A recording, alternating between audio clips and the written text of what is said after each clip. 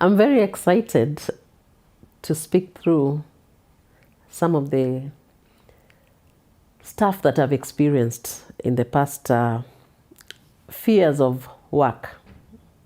And the reason I want to do this is to respond to the question that a number of my friends have probed me to respond to. A friend of mine asked me, in your production, can you just make sure that you answer this question? Why should anyone do business with you? You know, you spend many years trying to explain why anyone should do business with the organization you work for. A time comes when you have to explain why anyone should do business with you as an individual. So this is an opportunity for me to respond to the question to why should you trust me to have a conversation about your business and where your business wants to go.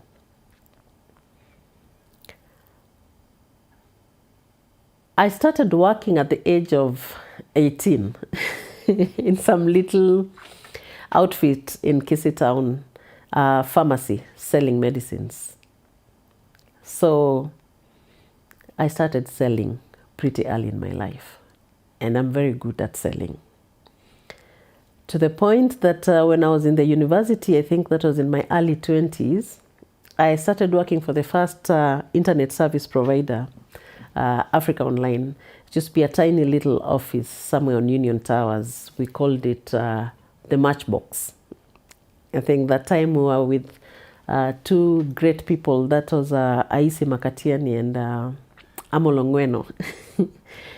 and that was the beginning of internet business in Kenya, the first well-known internet service provider in the country. And there I was speaking to customers who had never seen a computer. It had just landed from abroad, sent by a relative, and they want an internet on it, but they don't even know how to use that computer. So if I tell you why I'm so good at teaching people stuff, it's because on the phone, I could teach someone how to turn on a brand new machine, install the software, and installation was using diskettes. Insert diskette 1 up to disk number 12. And plug in the modem, which was a dial-up modem that would be verifying username and password for a few seconds there before it actually handshakes and accepts. So at a very early age, my mind was taught on how to perceive what the customer is going through, explain to them on how to do the journey to the point that they get the good experience that they were expecting. And that is just one of the skills that I have used over the years and I have become very good at. But let's see, market understanding. I understand this market in terms of technology like the back of my hand. When I tell you that, trust me, because I worked for Africa Online through my entire life in university, up to graduation, and part-time I did all these computer certifications to be able to get a diploma. Then I landed at Zuku, and we had to do about 50 installations a day, which involved now installers who are the actual engineers who require training, the owners of installation companies who require to understand the business model, and the owners of the internet connectivity who might unleash the dogs on you when you're going to do the installation, and the system administrators whose servers could be up or down depending on what day it is and how things are working on that day. Having the ability to coordinate all that as a general manager responsible for service delivery, all the way from selling to implementation, was a game changer for me. By the time Safaricom was asking me to join them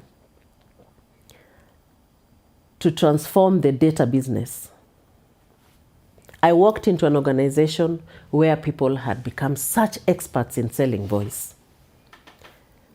They sold the voice solution to the point that if a Kenyan had 50 shillings and they had to make a choice between buying airtime and soap for showering, they'd buy airtime. And now there I was.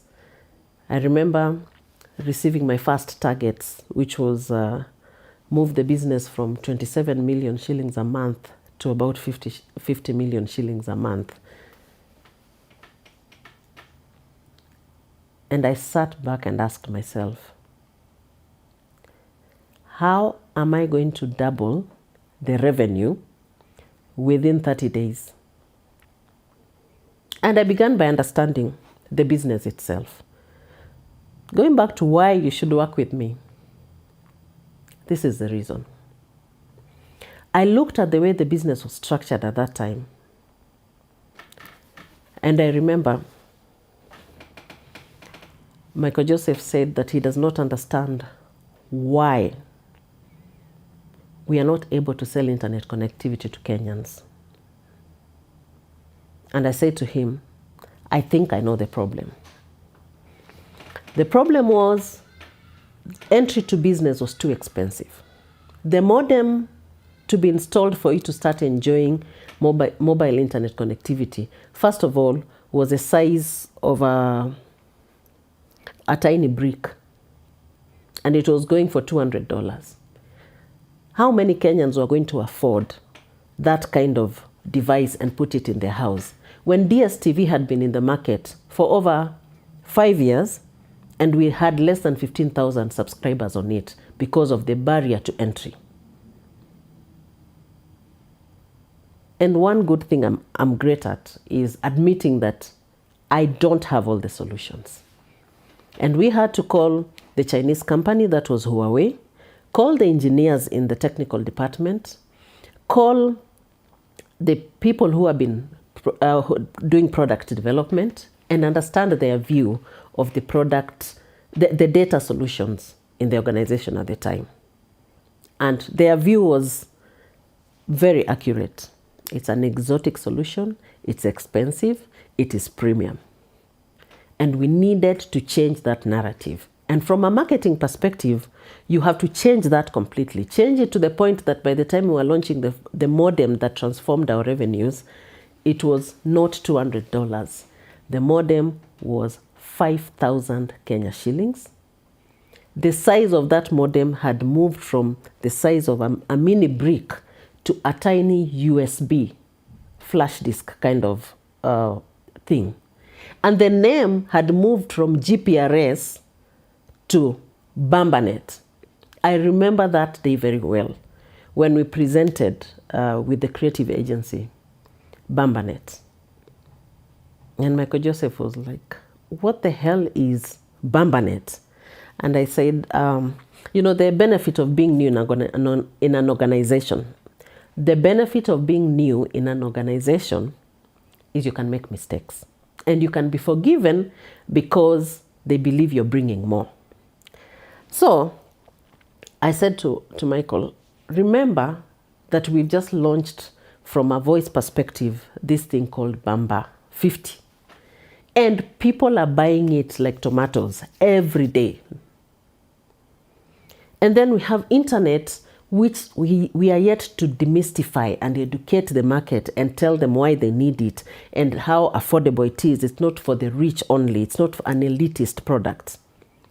So if we take Bamba, we take internet, tunaweza kubamba watu.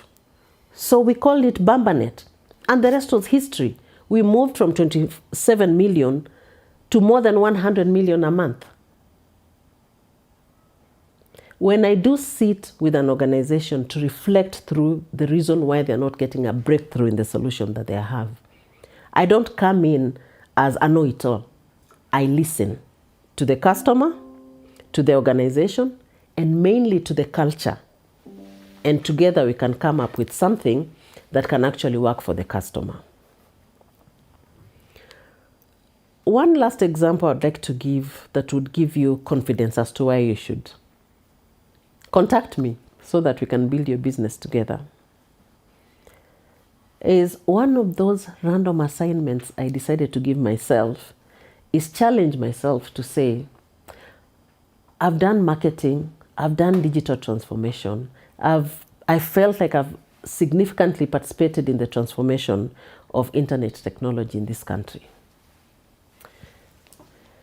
Maybe if I need to set up my own organization, it's important that I understand two things: how to directly sell to the customer, myself, and how to run an SME. So I did two things. Obviously, I went to Google to run the SME business.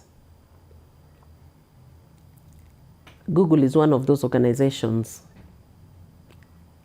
that will teach you how to unlearn everything you know, learn it afresh, and relearn again and again.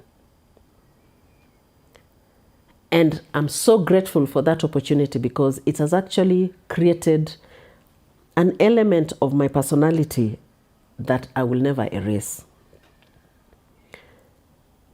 When I sat down to put up the strategy for SMEs in Kenya, we were to get 5,000 SMEs online within the first 6 months. And that was my target as of the time I signed my contract. The most difficult part was how to get these businesses online by creating for them a domain, mapping their business to make sure that their PIN can be seen on their website, and putting a shopping cart behind their business. That sounded very technical at the time. And I said to myself, for me to do this, I probably need to look at organizations that speak to a lot of people at any given time. And around that time, I was living on Riara Road, and I saw how many vehicles and how many people walked into Makini School all the time. And I thought, I think if I approached Makini, we could use their facilities to train as many SMEs as possible so that this becomes easier. Let's just summarize it all, that before I finished my first 6 months at Google, we had over 25,000 SMEs online, well-trained, and ready to do business. It was a first in Africa. I was recognized for it. And it taught me that you don't have to know everything, but if you partner with the right people and you have a personality that allows you to engage others, you will succeed. The final piece that I would like to share so that I can give you confidence is I opted to dive into sales. And at that time, Stanbic was looking for a head of sales to manage a team of 500 people.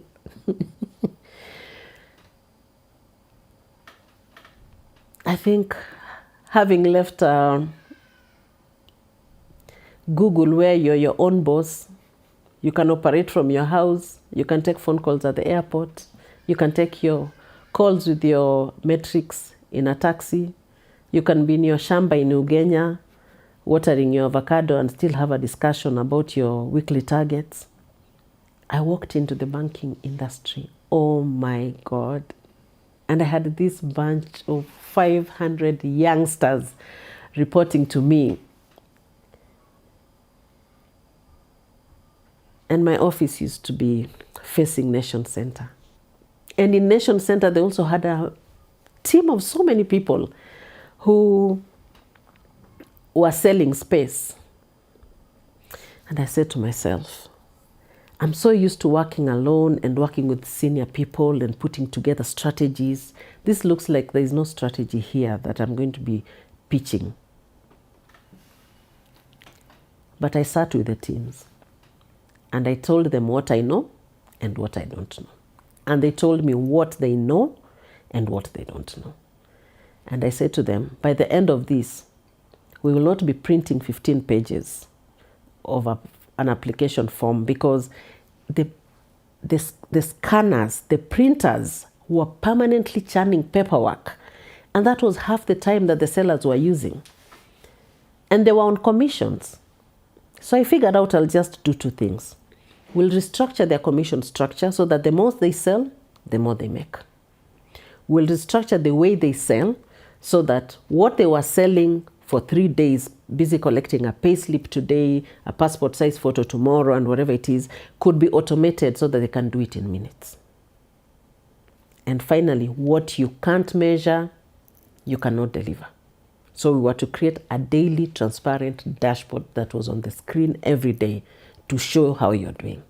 Just putting those 3 things in place changed everything. It was just a matter of time.